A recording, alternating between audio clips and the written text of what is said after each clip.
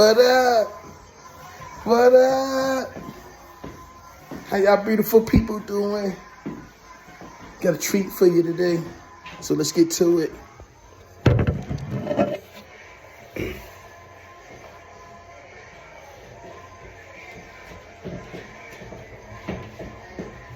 All right.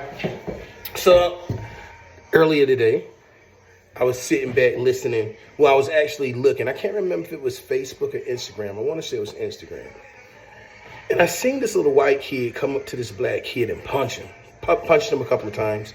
And then told him to kiss his boot. And so and he just it was hard to watch. Difficult to watch. The black kid went and kissed the guy's boot. Now, I think this might have happened somewhere in Africa, Zimbabwe, I think this is where this was. But still, it was just so difficult to watch.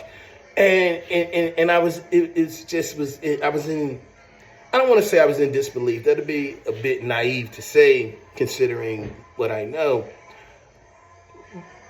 But I was taken back that we have, that in 2024, that the younger generation is doing this. I can expect it from the older generation, right? But you would think that part of that generation has died out, but it's quite the contrary. 6 years ago, I wrote on Facebook about how I know now. I knew then, but I even know even more now. And the more people know, so it's no surprise to some, to a lot. They just don't know how bad it is. But the rise of white nationalism. I was talking about it 6 years ago. I did a really nice piece that I wrote. This is before I was even in college. I wrote this piece. And it's really nice, and obviously they took my account, so you have to be careful what you say,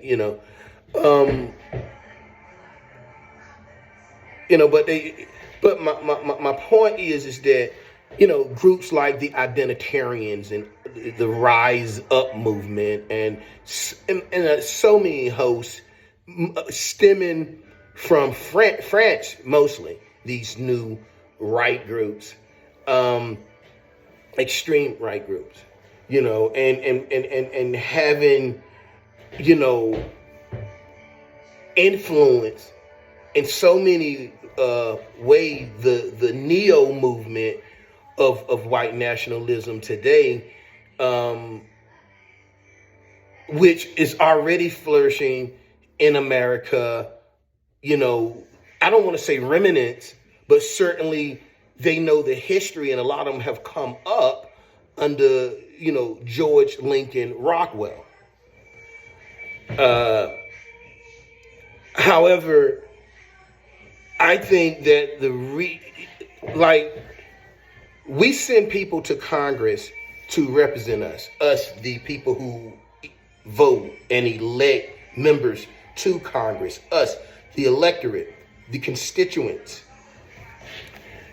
And we send them there, and they really go and say, okay, my constituents, this is what's important to them. And this is what they take to Washington and work on. One of the things on that list that the things on that list that they often go is what's at the top of the list, the things that are high on the list.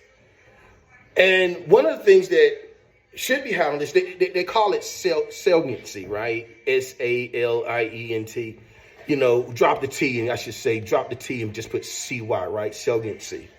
And that means the mood, the feeling of the electorate. Public opinion is what they call it.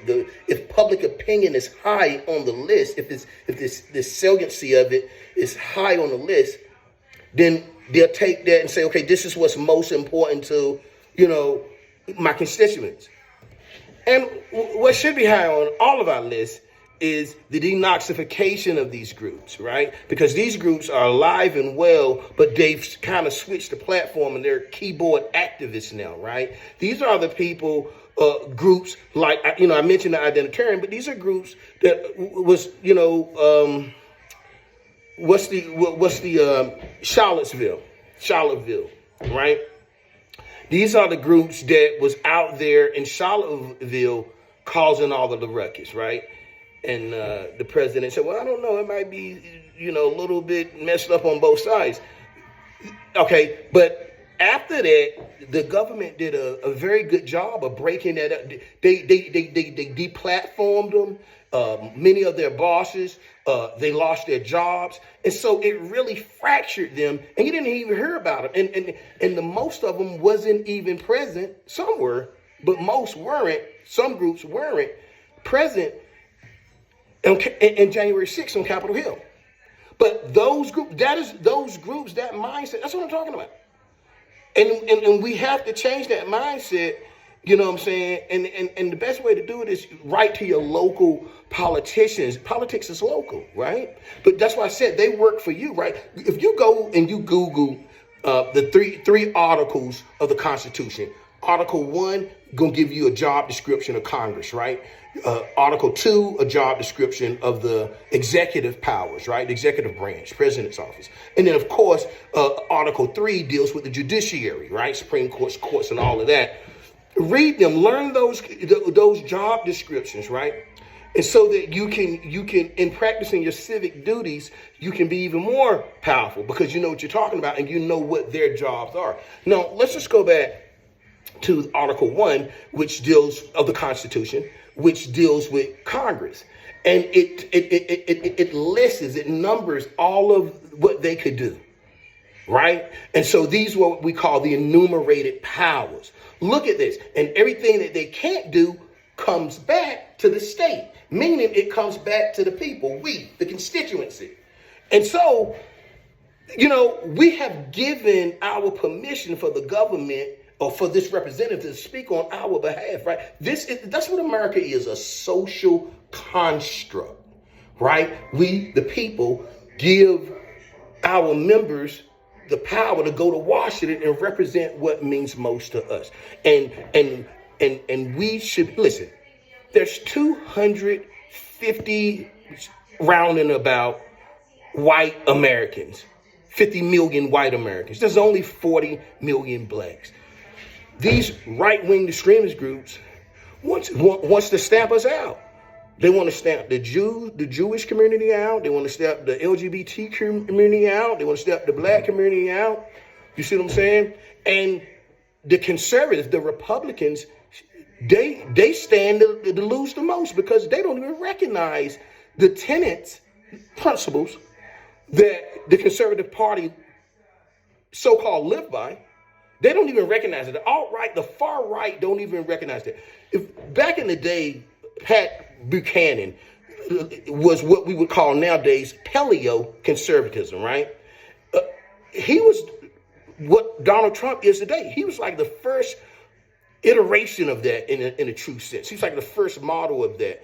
And Trump is like a more evolved and modern version of what Pat Buchanan was in the paleo-conservative movement. These guys are to the right of Trump. These guys make Trump look moderate.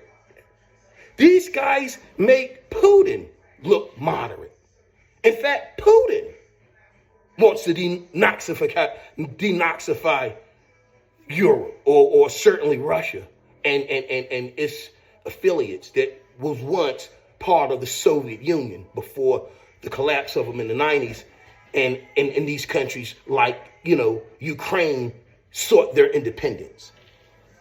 And so you need to get this to your local politician and say, listen, is denazification something that should concern me?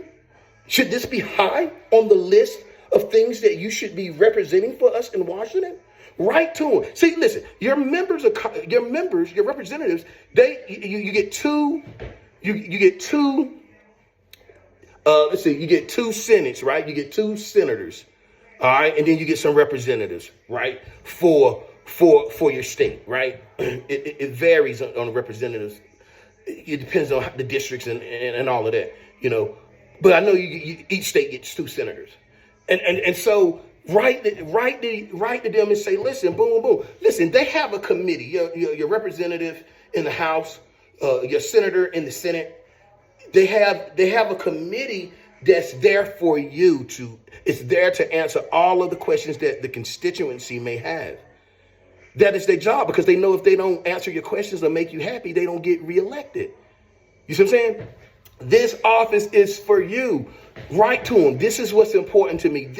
And by the way, I'm going to Barbados or somewhere that requires a passport. I'm going to Europe next week and I need a passport. Can you facilitate that? And in many cases, that's what they're known for, facilitating and accelerating the time that you can get your passport. They're there for you. Use your representative. Use your chambers of commerce. Hey, I'm starting a business. What are some of the things that you would recommend I use? I do. What kind of resources do you have for me? Is there anyone out there that perhaps would give my company some computers or whatever? Use your chambers of commerce. Use this. We, the people. Use it. America is a place of resources. Now, keep in mind that there's two sides to each coin. I won't get into that. But my point is, in practicing your civic duty, and I'm not talking the P word, I'm just sharing. What's important to you? What should be high on the list of things that, and you can do that. And see, and this is the thing, because the Jewish community, we can build a coalition with them. The LGBT community, we can, as African Americans, can build a coalition with them, because this benefits all. And other Americans, other white Americans that aren't with the nonsensical things of the far right. Okay. And so I just want to share that with you. I mean, it's important that we practice our civic duty, but it's also important that we know that politics is local and we need to be dialoguing with our representatives. Otherwise, you squander your ancestors' legacy, African Americans. And not just, this isn't isolated to just African Americans, but when I listen to the African Americans speak, it all sounds the same. It's as if, no, it's not as if, it's actually this. It's actually, they're all in an echo chamber. And so I can't tell you anything. I'm going to suggest some things. And therefore I did. But I just wanted to get that out of the way. There's just some house cleaning issues I want to get out. But I'm calling to thank my friend, Tanya. I got the box. Thank you. Let's see what it is.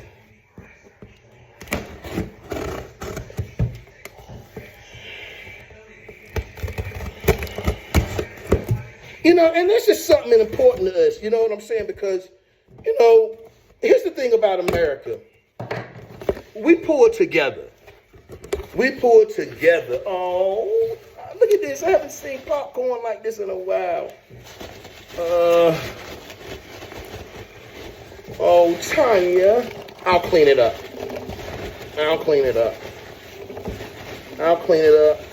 Because the maid won't get here until the end of the week, and I ain't gonna look at this in here to the end of the week.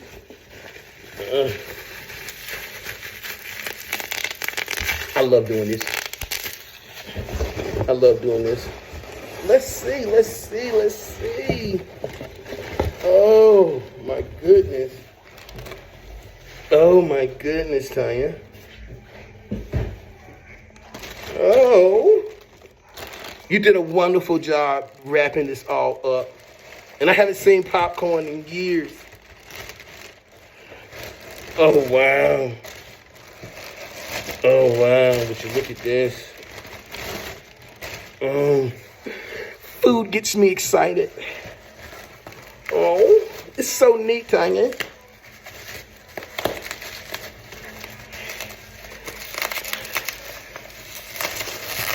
See, I already know the cake is going to, Heavenly Cakes by Miss Tanya Pearson, a dear friend of mine. I ordered some cakes, and mine's just getting here. Hey, Tanya, by the way, my mother texted me last night, and she said, that cake didn't stay no time. I just ate the last piece. I don't know if that was her way of saying she wanted another cake, but I can certainly attest that you'll be getting more of our business.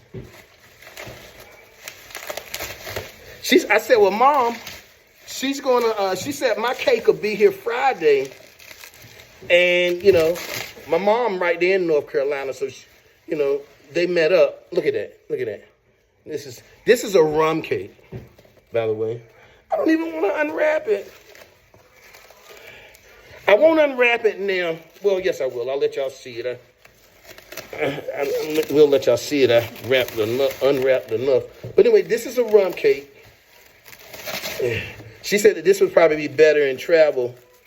I had a friend that used to fly out here and visit.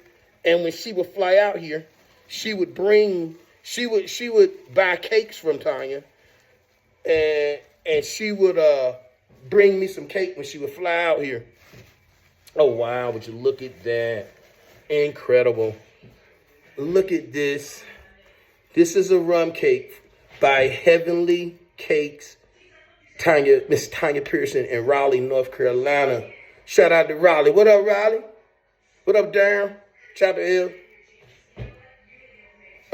Look at this. I can't wait. Thank you so much. I can't wait. And there's the mailman. And so I can't wait. So thank you so much, you guys, for listening with me and building with me. And, listen, teamwork make the dream work. You know what I mean? And just a quick thing on Miss Fanny.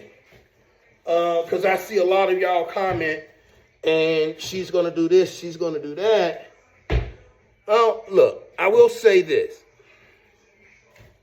I think his name was Mr. Wallace, who stepped down, who resigned. I mean, he certainly knew the assignment. And so, although she will get a chance to take the former president to court, he still was able to effectively delay it, and which I think will not just delay it, but he was able to paint a picture that I think will come back and may work for him down the line. See, and that's the thing about,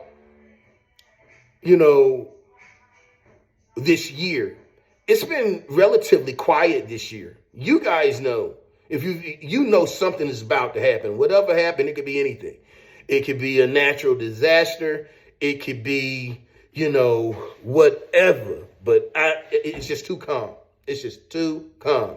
And we're contending with AI, and I really hope the federal... Now, I'm not for regulations, but I am for regulating AI. I am, and that's the problem. I have a 10-page paper I have to do, and it's in my class, Special Problems in Political Science. And this 10-page page research that I'm writing on, the title of it is How Faulty Treatments Give Rise to Right-Wing Extremist Groups.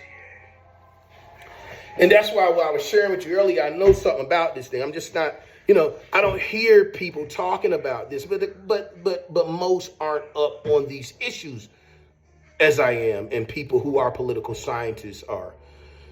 And the ones who do a poor job of getting the word out. And I understand, because censor is big. Even this platform censor. That's why I can't say what I would like to say, because I don't want to lose my account. And I may have said too much now, certain buzzwords that they look out for. But, I feel comfortable. You guys, I feel comfortable for what I've shared with you guys up until this point. So if they take my platform, I will not return. And you can catch up on me on Instagram.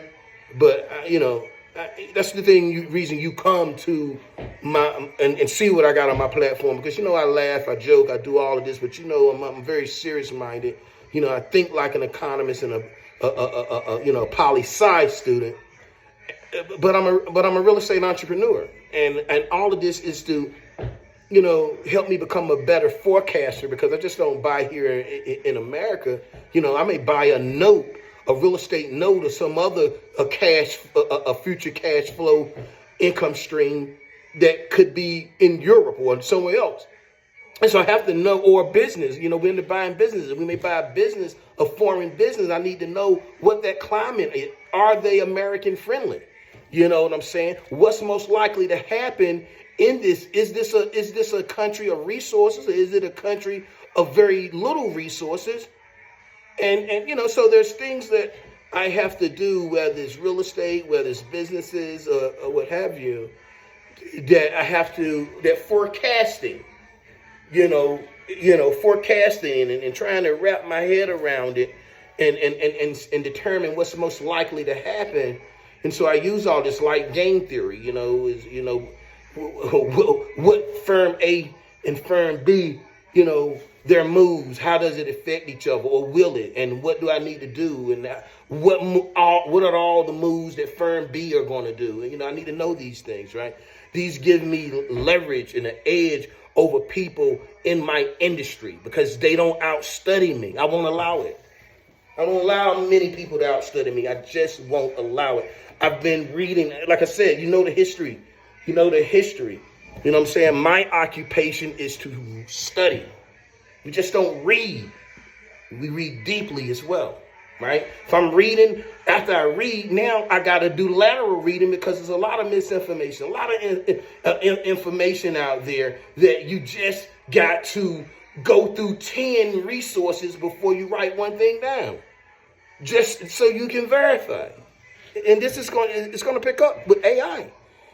And so these are the things that we need to keep in mind as we retool ourselves for the world that's coming, because this world is about to be unfamiliar to many of us. And if you're left unequipped for a world that no longer exists in the traditional sense, then that's going to create another gap chasm in your income and equality. So, just like I said, I can't tell you anything. I'm only suggesting. Be more mindful of writing to your representatives and getting what's on your chest off and dialoguing with them and asking them for resources that could edify your circumstances. Since COVID, many households have been trying to rebuild their household net worth and they're suffering. And it's just not the lower classes of people. It's I would say middle class, but this is me. I don't really believe in the middle class. I think the middle class is vanishing, quite honestly. And a lot of people who think they're in the middle class aren't really homeowners. And if you aren't a homeowner, quite honestly, you're not middle class. I know you don't want to hear that, but another reason why you come here, because everybody else tell you what you want to hear, and I don't tell you what you want to hear. I tell you what the numbers are. Men lie, women lie, numbers don't. You come here for the truth because, we can fact check Linwood and see is what he's talking about. You know what? Darn it. It fact checked again. It's because these things I'm talking about has been peer reviewed. I promise you, I'm not here to waste your time. I told you that a long time ago. Therefore, I do my homework typically when sharing with you because I don't want to waste your time, because if you took time to come here, then I want to give you something that you can go away with and build. That's what we do over here. We builders. We build legitimate businesses. That's what we do here. The college and the military and all that, don't let that fool you. I'm a workhorse. Okay? I'm a workhorse who worked real estate to the point that he now uses his assets as collateral to borrow against to cash people out of their profitable business. Notice I said profitable business, because if the business isn't profitable, I'm not interested. Some I may be interested. We take those on a case basis. Like, we also don't buy food trucks. We don't buy franchises. We don't do that. If something goes on with the franchisor, it may affect us. I don't want that. When we buy business, we like to be in control. All right? Keep in mind, like I said, I'm into controlling. You know what I mean? Ownership is really good, but I like to control. It's one thing better than owning real estate, and that's controlling it. And that's what I do well. As always, find yourself an incredible book to read by a phenomenal author with a stupendous background. And we'll see you at the top.